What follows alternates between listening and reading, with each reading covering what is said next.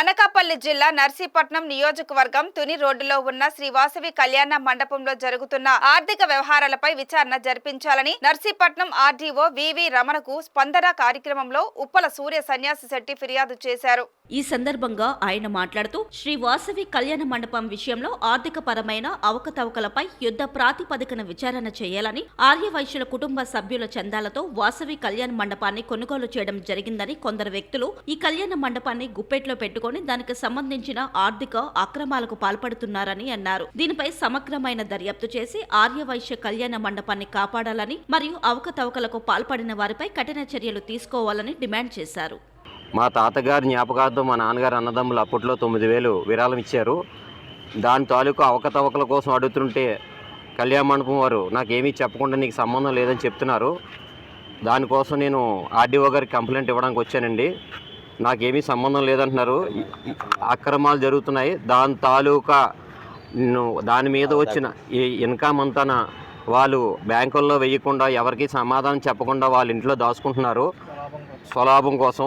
ఏమైనా అడుగుతుంటే మీకు సంబంధం లేదని చెప్తున్నారు కళ్యాణ మండపం సంఘం వారు. దీనికోసం నేను ఆర్డీఓ గారికి కంప్లైంట్ ఇవ్వడానికి వచ్చాను. దీని నిమిత్తం నేను 5 సంవత్సరాల నుంచి పోరాడుతున్నానండి. ఏమీ చెప్పట్లేదు. ఇవన్నీ నేను అడుగుతున్నానని చెప్పి నా మీద దాడి చేశారు కళ్యాణ మండపం సంఘం వారు, ఎఫ్ఎఫ్సి సంఘం వారును. నేను ప్రెస్ ద్వారా వీళ్ళని న్యాయం అడుగుతున్నాను, న్యాయం చేయమని. ఆర్డీఓ గారికి కూడా న్యాయం చేయమని నేను వినతపూర్వకంగా లెటర్ ఇచ్చానండి. నాకు ఆర్డీఓ గారు అందరూ న్యాయం చేస్తారని కోరుకుంటున్నాను. కళ్యాణ మండపం కూడా కొని 32 సంవత్సరాల దగ్గర అవుతుందండి. ఇప్పుడు వచ్చి కార్యవర్గం మారలేదు, ఏమీ మారలేదు, కమిటీ కూడా మారలేదు, ఒక సర్వసభ్య సమావేశం కూడా పెట్టలేదు. మాలో కొద్దిగా డిస్కషన్ రావడం మొన్న 2 సంవత్సరాల క్రితం సర్వసభ్య సమావేశం పెడితే మేము వెళ్తే మాకు సంబంధం లేదని చెప్పి బయటికి తోసేశారు సభ్యులందరూ. దీనికోసం మాకు న్యాయం చేయవలసిందిగా కోరుకున్నాం. 32 సంవత్సరాల నుంచి వీళ్ళు ప్రెసిడెంట్, సెక్రటరీలు వాళ్ళే ఉన్నారండి. అసలు ఒక ఎలక్షన్ కానీ ఇలాంటివి ఏమీ జరగలేదు అసలు. దీనికోసం అడుగుతుంటే ఎవరు అడిగితే వాళ్ళ మీద తిరగబడుతున్నారు వీళ్ళు కళ్యాణ మండపం సంఘం వారు. దీనికోసం న్యాయం చేయమని మేము ఆర్డీఓ దగ్గరికి వచ్చాం. శ్రీ వాసవి కళ్యాణ మండపం, నర్సీపట్నం, తుని రోడ్డు. ఎవరి పేరు మీద ఉంది?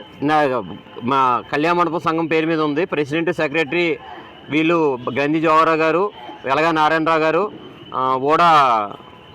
ఓడ వెంకటరమణ గారు కార్యవర్గం పేరు మీద ఉంది. అది ఆల్రెడీ 2021లో దాన్ని వేరే వాళ్ళకి సేల్ డీడీ కూడా చేశారు. అది ఎవరికీ తెలీదు. మీ ద్వారా నేను తెలియపరుస్తున్నాను. మేము మా తాతగారు జ్ఞాపకార్థం మా నాన్నగారు అన్నదమ్ముల 5 కలిపి 9,000 ఇచ్చారండి. మేము వాళ్ళ వారసులుగా అడుగుతున్నామండి. మేము అందరమని సభ్యత్వం ఉందా? సభ్యత్వం ఉందండి.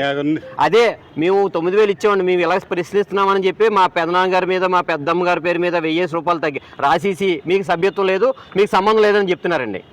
ఈ డబ్బులు విడదీసేసి మాకు చెప్పకుండానా 1000 రూపాయలు రాసేసి మా నాన్నగారి పేరు రాయకుండానా, మా నాన్నగారు చనిపోయారని చెప్పి మా అమ్మగారి పేరు మీద మా అమ్మగారి పేరు రాయకుండానా, మా చిన్నాన్న పేర్లు, మా పెదనాన్న పేరు రాసేసి, మా మేనత్త గారి సంబంధం లేదు, మా మేనత్త గారి పేరు కూడా రాసేసి మీకు సంబంధం లేదు, భార్యల పేరు ఎందుకు రాస్తారండి? అసలు నాకు తెలియకొడతాను.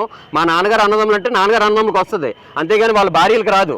కానీ ఇక్కడ ఏంటంటే మమ్మల్ని అవాయిడ్ చేద్దామని, సంబంధం లేకుండా మాట్లాడదామని, మాకు మేమే ఆడకుండా చేయాలని చెప్పి ఇలా విడివిడిగా రాశారు. అది ఎంతవరకు సవ్వో మీరు ఆలోచించండి. కళ్యాణ మండపంలో మేము అడుగుతుంటే మాకు 30,000 చెప్తున్నారండి. బయట వాళ్ళకి 7,000కి ఇస్తున్నారండి. నిన్న మా ఇంటికి నా మీద దాడి చేయడానికి వచ్చినప్పుడు అడిగితే నా ఇష్టం, బంగారాజు గారి పెద్ద కొడుకు రామజోగారు అతను నా ఇష్టం అని నా మీద దుర్భాషలు ఆడాడండి. మీరే న్యాయం చేయాలండి. అసలు వాళ్ళకే వాల్యూ లేదు, అసలు వాళ్ళకే సంబంధం లేదు.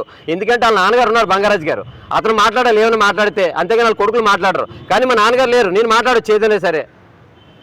అది ఎంతవరకు సవ్వో మీరు ఆలోచించండి.